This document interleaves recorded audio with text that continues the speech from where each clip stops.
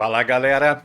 Depois da recente divulgação de documentos destacando o compromisso com a diversidade, equidade e inclusão, diga-se de passagem, divulgação essa feita por ninguém menos que Elon Musk, a Disney está sendo processada por suposta discriminação contra homens brancos. Vamos falar sobre isso agora. Mas antes, se você ainda não é inscrito aqui no canal, se inscreva, deixe o seu like, o seu comentário, compartilhe esse vídeo e acione o sininho das notificações, pois isso ajuda pra caramba pra gente trazer novos conteúdos pra vocês toda semana. Beleza? Feito o jabá então, bora pro trampo.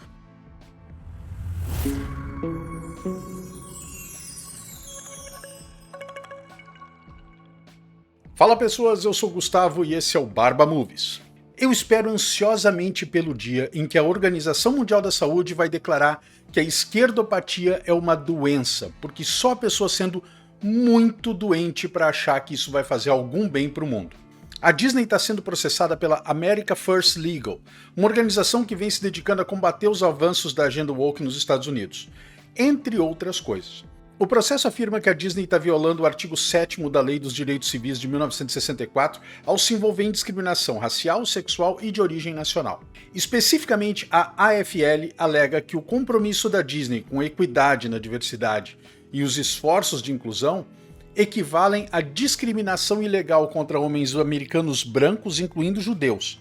Os padrões de inclusão garantem que os chamados grupos subrepresentados serão extremamente superrepresentados, e até aqui tudo bem, nada demais. Só que o número de cargos e até mesmo as perspectivas de carreira para qualquer homem branco vão ser severamente limitados, especificamente porque eles são brancos e porque são homens. Esse vídeo tem como base a excelente reportagem de Chris Gore e Alan Ng, do site filmthreat.com. Poucas horas antes do processo ser aberto, eles lançaram um novo capítulo na série que documenta a queda da animação na Disney e o início da discriminação anti-branca dentro da empresa. Para deixar todo mundo atualizado, a coisa toda aconteceu de forma resumida assim. John Lasseter, diretor e produtor de filmes como Carros e Toy Story, foi substituído por Jennifer Lee como principal chefe criativo da Disney Animation, e ela decidiu que, em nome da equidade, diversidade e da inclusão, 50% dos animadores da Disney tinham que ser mulheres.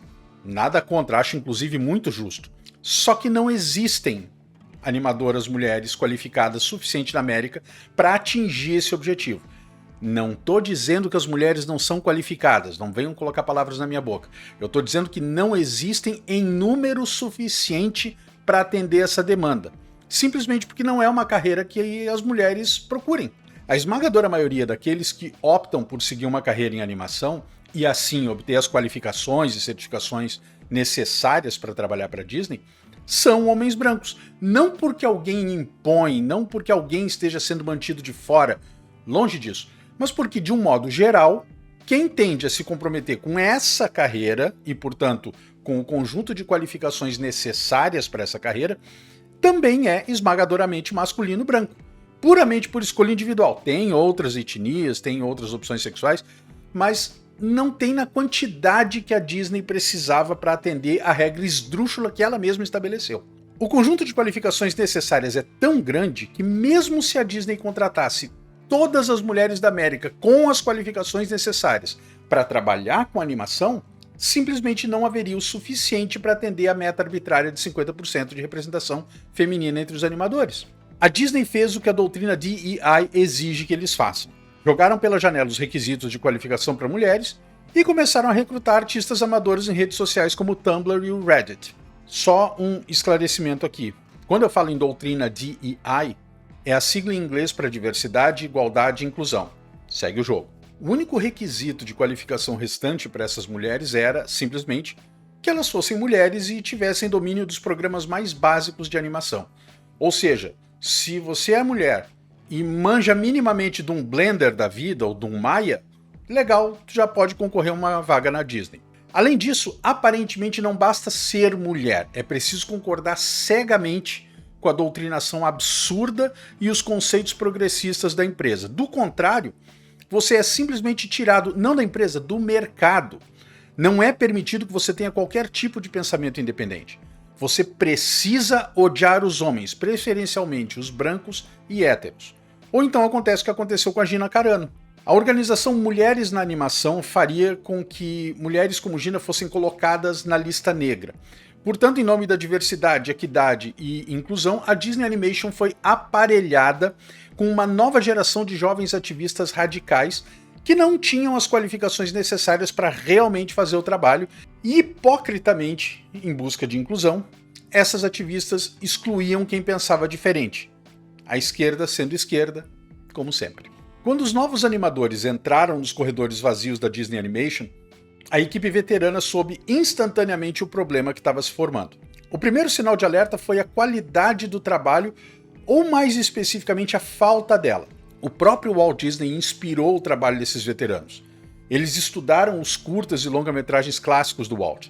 Foi assim que eles conseguiram seus empregos na Disney, para começo de conversa, só que não foi assim com a nova geração. Eles entendiam muito pouco sobre animação real e como trazer arte para a tela. Fontes disseram que as suas influências não eram do Walt, mas de tudo que era popular entre a geração C e a geração Millennials da época. Quando questionados sobre os clássicos como Branca de Neve, Dumbo e Livro da Selva, a resposta deles foi ficar olhando para o vazio com cara de paisagem. Eles nem imaginavam sobre o que estavam sendo questionados. Quando esses recrutas começaram a ter os seus cobiçados empregos, eles lutaram para ter sucesso, só que eles simplesmente não tinham qualificação para isso. Vendo a situação, os veteranos até tentaram ajudar no início, oferecendo conselho, experiência, mas foram recebidos com uma inegável indiferença. Um animador veterano descreveu os novos contratados como tendo desdém aberto pelos velhos brancos. Os comentários que os animadores mais experientes fizeram durante as reuniões criativas foram recebidos com respostas sarcásticas dos jovens. Em outras palavras, a representação aumentou, mas às custas da qualidade e certamente do trabalho. Mas ainda havia um grande problema que impedia a obtenção dos 50% de representação feminina entre os animadores da Disney.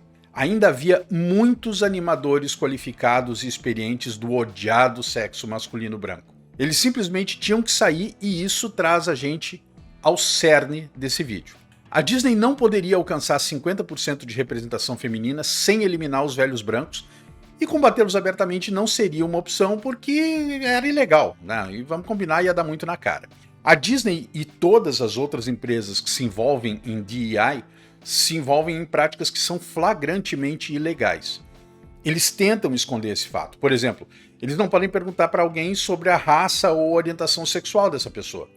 E é por isso que os membros do Sindicato dos Escritores são fortemente pressionados a autorrelatar, ou seja, inserir por si mesmos essas informações, para que pessoas e empresas como a Disney possam encontrar essas informações em um banco de dados sem ter que perguntar ao indivíduo em questão. Da mesma forma, na Disney Animation, eles não vão demitir ninguém por ser branco, mas eles vão intimidar e assediar os brancos, então eles desistem por conta própria. A tática era simples, primeiro exasperar e depois atacar. Começou com rebaixamentos para os velhos brancos na tentativa de desmoralizar os alvos. Eles recebiam cenas mundanas, inconsequentes que nem iam entrar no filme para fazer o trabalho deles ali, independentemente da vasta experiência que eles tinham. Basicamente davam restos para os cachorros, fazendo uma analogia bem porca aqui. Em segundo lugar, se eles questionassem ou reclamassem sobre a tarefa, eles recebiam cenas para trabalhar em um prazo minúsculo, o que tornava a tarefa praticamente impossível. Quando o trabalho fosse concluído, os novos recrutas seriam encorajados a criticar duramente o trabalho dos veteranos, ao ponto da humilhação. O objetivo era tornar a vida dos animadores mais velhos tão miserável que eles desistiriam ou seriam forçados a seguir um novo normal. E se isso não funcionasse, algo pior estaria esperando. Infelizmente, as táticas funcionaram. O esforço para remover ou controlar os velhos brancos foi eficaz, e à medida que os jovens ativistas da geração Y e artistas da geração C começaram a preencher posições vagas, seu comportamento foi encorajado. Esses recrutas tinham um defensor na organização Mulheres na Animação. Nesse momento, essa organização estava se tornando um player poderoso no cenário. Sua liderança estava ocupando cargos executivos proeminentes em todos os principais estúdios, bem como dentro do sindicato de animação. Sendo o recurso que eram, as recrutas do sexo feminino tiveram acesso a palestras sobre questões sociais, questões de gênero. Essas palestras incluíam como lidar com situações em que você se sente desconfortável no estúdio, para discussão de questões sobre como ser ouvida nas reuniões de equipe, como ser visto em reuniões criativas, como subir na hierarquia de liderança rapidamente. Resumindo, tudo que você precisava para ter uma carreira de sucesso sem animação entrar na conversa, o que é irônico, já que a tarefa era justamente a animação. A toxicidade dos fóruns tumultuados e avermelhados agora invadiam todos os cantos da Disney Animation. Esses novos recrutas ativistas estavam sendo preparados para serem os valentões do playground. Eles eram ativamente encorajados a expor comportamento inadequado da cultura de escritório, denunciar ao RH. Eles estavam procurando proativamente por homens e mulheres complacentes para reclamar de tudo sob o pretexto de criar um ambiente de trabalho mais saudável. Espiões estavam por toda parte no escritório e você não sabia quem estava ouvindo sua conversa ou onde eles estavam escondidos. Eu não sei vocês, mas isso me faz lembrar muito um outro movimento que teve na Alemanha não muito tempo atrás, quando os cidadãos foram convidados a espionar e denunciar os seus vizinhos problemáticos. Alguém lembra que movimento era esse? Logo houve um esforço para erradicar os infiéis. Todas as reuniões eram abertas com o gentil incentivo de que aquele era um espaço seguro. Isso significava que todos eram livres para conversar sobre qualquer lugar ou questões e ser ouvido. Só para ficar claro, o significado implícito que o espaço é seguro é para a força de trabalho diversificada, não para os homens brancos ou mulheres incompatíveis. Eles eram vistos como os inimigos, dos quais outros precisavam ser mantidos protegidos e assim eles desistiriam ou seriam demitidos. O artigo de Chris Gore e Alan Ing detalha ainda que eles iriam instantaneamente para uma lista negra gerenciada pela Mulheres na Animação, que garantiria que os homens brancos e as mulheres incompatíveis, tipo a Gina Carano, não conseguiriam nenhum trabalho de animação em nenhum outro lugar. Então eles seriam forçados a deixar a indústria, todos juntos, para sustentar a si mesmos e as suas famílias. Assim, qualquer pessoa com experiência e qualificações vem sendo gradualmente excluída da Disney e da indústria de animação em geral. O que isso fez pela qualidade das animações?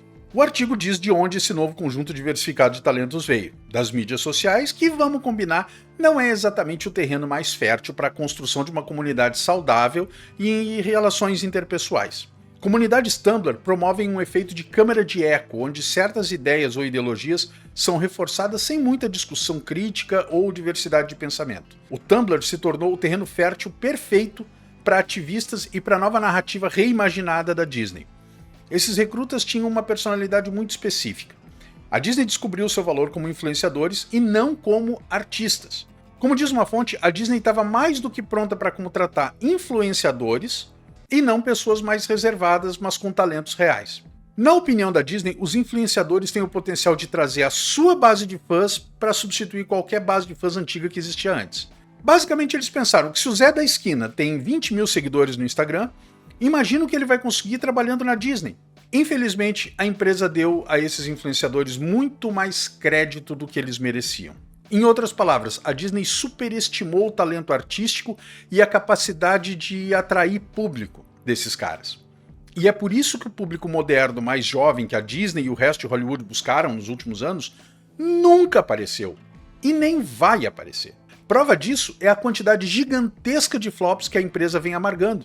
Em nome da equidade, da diversidade, da inclusão, eles entregaram as chaves do reino mágico para um bando de lunáticos que está transformando ele no reino trágico. Esses caras são tão poucos e distantes entre si que tiveram que ser recrutados ativamente no pior esgoto que a internet tem a oferecer. É assim que você consegue filmes como Wish e Mundo Estranho e até mesmo The Marvels. Tudo que veio da Lucasfilm na última década. Porque isso não se restringe só à Disney Animation liderando isso. Embora Jennifer Lee possa ter arruinado a animação, não só na Disney, mas na América de um modo geral. Os verdadeiros culpados aqui, pelo menos no que diz respeito à Disney, são os Bobs. Bob Chapek e Bob Iger. O que eles fizeram para a Disney e a toxicidade que eles, através da Disney, ajudaram a liberar no mundo, vai ser o verdadeiro legado deles. Mas por sorte, existem movimentos ao redor do mundo, como o America First Legal e o Daily Wire, que buscam virar a maré. E muita gente em Hollywood já acordou para a realidade. Atores como Tom Cruise, Alan Hitchson, Chris Pratt, Gina Carano, Sylvester Stallone, Mark Wahlberg e outros estão produzindo material que ignora solenemente o besterol woke.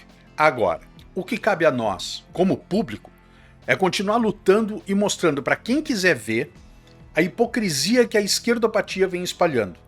Eu vou deixar aqui no final alguns vídeos sobre a Disney para vocês entenderem melhor tudo isso que foi dito aqui no vídeo. E era isso, pessoas, esse foi o vídeo de hoje e eu espero de coração que vocês tenham curtido.